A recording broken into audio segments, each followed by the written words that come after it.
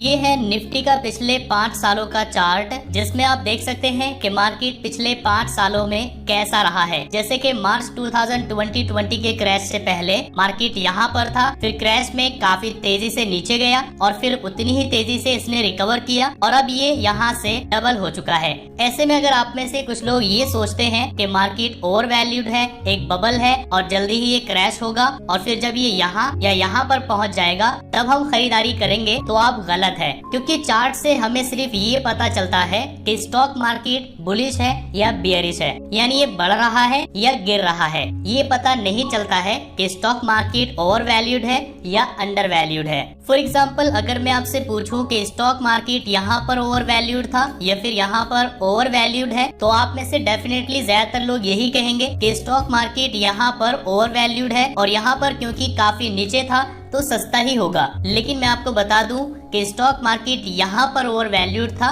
और इसके कंपेयर में यहाँ पर ये काफी सस्ता है। तो स्टॉक मार्केट ओवर वैल्यूड है, अंडर वैल्यूड है, ये कैसे चेक किया जाता है ये मैं आपको अभी दिखाऊंगा। जब भी हम किसी कंपनी के स्टॉक्स बाई करते हैं तो हम उसका पीई रेशियो यानी प्राइस टू अर्निंग रेशियो जरूर चेक करते हैं, क्योंकि इससे हमें पता चल जाता है कि उस कंपनी का स्टॉक महंगा है, सस्ता है या फेयर है। अगर पीई कम होता है तो इसका मतलब स्टॉक सस्ता है और अगर पीई ज्यादा होता है तो इसका मतलब स्टॉक महंगा होता है। अगर आपको नहीं पता है कि पीई रेशियो क्या होता है तो आप बस इतना समझ लीजिए कि अगर किसी कंपनी की वैल्यूएशन बढ़ती है लेकिन उसकी अर्निंग्स नहीं बढ़ती है तो उसका पी रेशियो इंक्रीज होता है, ज्यादा होता है। जबकि अगर किसी कंपनी की वैल्यूएशन कम होती है, अर्निंग्स बढ़ती है तो उसका पी रेशियो कम होता है। और अगर किसी कंपनी की वैल्यूएशन भी बढ़ती है, अर्निंग्स भी बढ़ती है तो उसका पी रेशियो बैलेंस रहता है। तो जिस तरह से पी रेशियो के थ्रू किसी भी स्टॉक को चेक किया जाता है कि वो अंडर वैल्यूड है या ओवर वैल्यूड है, इसी तरह से निफ्टी को भी पी रेशियो के थ्रू चेक किया जाता है। ये मेरे सामने एक चार्ट है जिसमें निफ्टी का पिछले 20-21 साल का पी रेशियो दिया गया है। आप किसी भी साल के किसी भी महीने का पी रेशियो इसमें चेक कर सकते हैं। निफ्टी का जो मीडियन पी होता है वो 22 से 23 होता है। अगर इससे कम होगा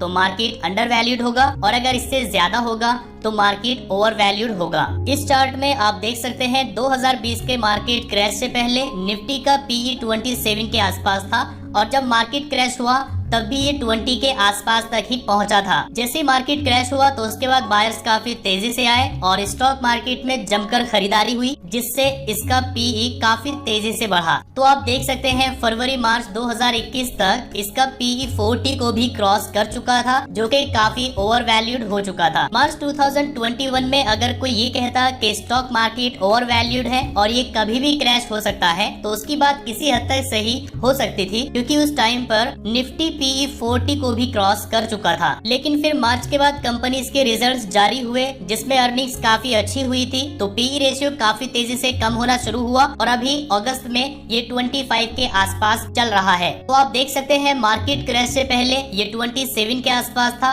जबकि अभी ये 25 के आसपास है। और क्योंकि अभी काफी कुछ नॉर्मल हो चुका है तो जैसे जैसे कंपनीज के रिजल्ट्स अच्छे आएंगे तो ये पीई रेशियो और कम होता चला जाएगा। तो अभी तक एक बात तो आप समझ गए होंगे कि स्टॉक मार्केट ओवर वैल्यूड नहीं है और ना ही ये कोई बबल है जो फट जाएगा। इसमें आप देख सकते हैं मार्च 2021 में पीई रेशियो 40 था, जो कि अभी कम होकर 25 के आसपास आ चुका है। इसीलिए मैंने आपसे पूछा था कि स्टॉक मार्केट यहाँ पर ओवर वैल्यूड है या यहाँ पर। तो पीई रेशियो के हिसाब से देखा जाए तो स्टॉक मार्केट यहाँ पर 40 के पीई रेशियो के साथ काफी ओवर वैल्यूड था, लेकिन फिर अच्छी अर्निंग्स आई तो अब यहाँ पर पीई रेशियो काफी कम हो चुका है और इसके कंपेयर में मार्केट अब फेयर वैल्यू पर चल रहा है। यहाँ पर आप निफ्टी पी रेशियो और निफ्टी चार्ट देख सकते हैं। स्टार्टिंग में दोनों साथ चल रहे थे, जैसे जैसे निफ्टी चार्ट बढ़ रहा था वैसे वैसे निफ्टी पीई रेशियो भी बढ़ रहा था। लेकिन जैसे जैसे कंपनीज के रिजल्ट्स आने शुरू हुए और उसमें देखा गया कि अर्निंग्स काफी अच्छी हुई है तो पीई रेशियो काफी तेजी से नीचे आ गया है। तो इससे ये बात क्लियर हो चुकी है कि स्टॉक मार्केट में कोई बबल नहीं है और जब तक कोई बहुत बुरी खबर नहीं आ जाती स्टॉक मार्केट क्रैश होने वाला नहीं है। तो आपको इस बारे में ज्यादा न सोचकर कि स्टॉक मार्केट ओवर वैल्यूड है या अंडर वैल्यूड है, आपको इस बात पर फोकस करना चाहिए कि जिस कंपनी के स्टॉक्स आप बाई कर रहे हैं क्या वो फंडामेंटली स्ट्रॉन्ग है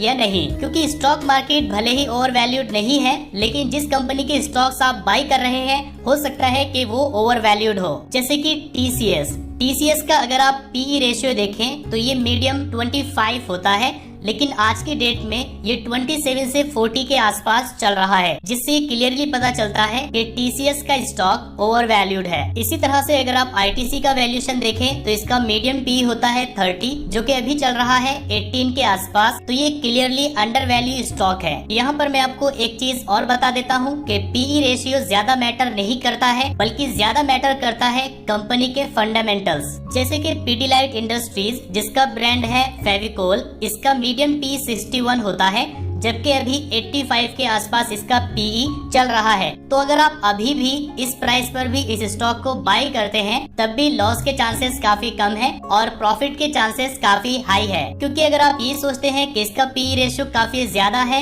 जब ये कम हो जाएगा तब मैं इसको बाई करूंगा, मैं इसको 1600-1700 के आसपास बाई करूंगा, तो हो सकता है कि ये स्टॉक आपको कभी 1700 के आसपास मिले ही ना। क्योंकि जो अच्छी कंपनीज होती है उनकी अर्निंग्स काफी तेजी से बढ़ती है और पी रेशियो एडजस्ट हो जाता है। इसका मैं आपको एक और एग्जांपल देता हूँ। ये है डीमार्ट स्टॉक, जिसका पी रेशियो 204 चल रहा है। और अगर आप सोचते हैं कि इसका प्राइस काफी नीचे 2000-2500 पर आ जाएगा, तो आप गलत हो सकते हैं, क्योंकि जैसे इस कंपनी की अर्निंग्स बढ़ेगी तो इसका पी रेशियो एडजस्ट हो जाएगा। तो अगर किसी कंपनी का पीई रेशियो ज्यादा है तो इसका मतलब ये बिल्कुल भी नहीं है कि उसका प्राइस नीचे आएगा तभी उसका पी रेशियो सही होगा, क्योंकि जब उस कंपनी की अर्निंग्स बढ़ेगी तो उससे भी बिना प्राइस नीचे आए भी उसका पी रेशियो एडजस्ट हो जाता है। सो आई होप कि अब आप समझ गए होंगे कि स्टॉक मार्केट में कोई बबल नहीं है और ये कोई नहीं बता सकता कि स्टॉक मार्केट कब क्रैश होगा। और आपको ये ज्यादा सोचे बिना कि स्टॉक मार्केट ओवर वैल्यूड है या अंडर वैल्यूड है,